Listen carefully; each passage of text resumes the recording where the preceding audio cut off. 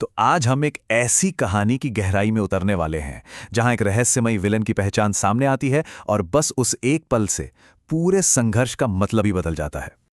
और कहानी शुरू होती है एक अनदेखे दुश्मन की इस बहुत ही गहरी चुनौती से।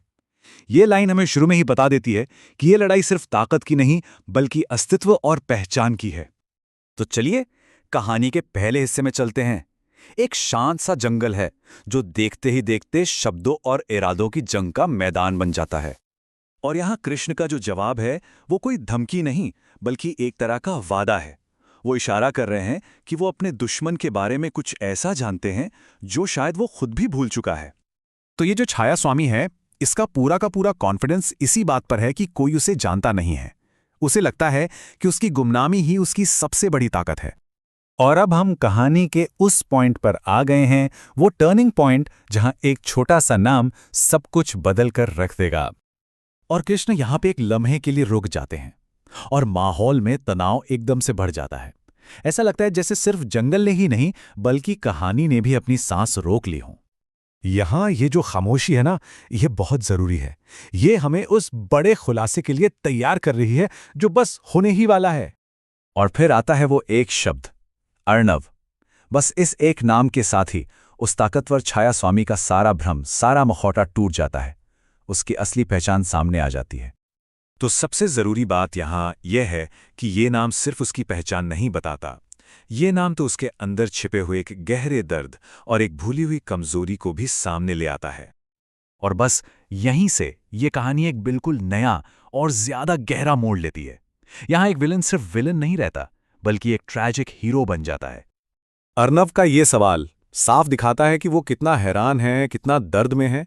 ये नाम, ये तो वो याद है जिसे वो सोचता था कि हमेशा के लिए दफन हो चुकी है। तो सवाल ये उठता है कि वो इस हालत में पहुंचा कैसे?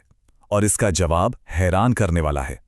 वो किसी ताकत के लालच में नहीं बल्कि दूसरों को बचाने के लिए की गई एक कुर्बानी की वजह से इस अंधकार में डूबा। अर्णव की ये चीख, उफ, ये उसकी पूरी कहानी का, उसके दर्द का निचोड़ है। वो खुद अपने ही अंदर कहीं खो गया है, उसी ताकत का कैदी बन गया है जिसे वो कभी कंट्रोल करना चाहता था। तो जाहिर है जब उसका सबसे बड़ा राज खुल जाता है तो दर्द में डूबा अर्णव पलटवार करता है। और अब ये सिर्फ एक टकराव नहीं रहता, ये एक बड़े युद्ध की शुरुआत बन जाता है। और वो बुलाता है अपनी सेना को, एक ऐसी सेना जो जमीन और अंधेरे से पैदा हुई है। असल में ये सेना उसके अंदर की उथल-पुथल का ही बाहरी रूप है। और यहां कृष्ण अपने साथियों को एक बहुत जरूरी बात समझाते हैं। वो कहते हैं कि असली लड़ाई अर्णव से है ही नहीं, लड़ाई तो उस अंधेरे से है जिसने उसे जकड़ रखा है। तो अब हम कहानी के आखिरी हिस्से में पहुंच गए हैं जहां हमें पता चलता है कि जीत का रास्ता तबाही मचाना नहीं है बल्कि कुछ और है जो कहीं ज्यादा मुश्किल है। अब कहानी में एंट्री होती है एक बहुत खास चीज की, तत्वरत्न। लेकिन मजे की बात यह है कि इसका काम वैसा बिल्कुल नहीं है जैसा हम किसी जादुई चीज से उम्मीद करते हैं। और कमाल की बात देखिए, ये रत्न भी दो हिस्सों में बढ़ जाता है, बिल्कुल अर्णव के अंदर की लड़ाई की तरह। एक हिस्सा उसकी सच्ची पहचान है और दूसरा वो अंधेरा जिसने उसे कैद कर लिया है।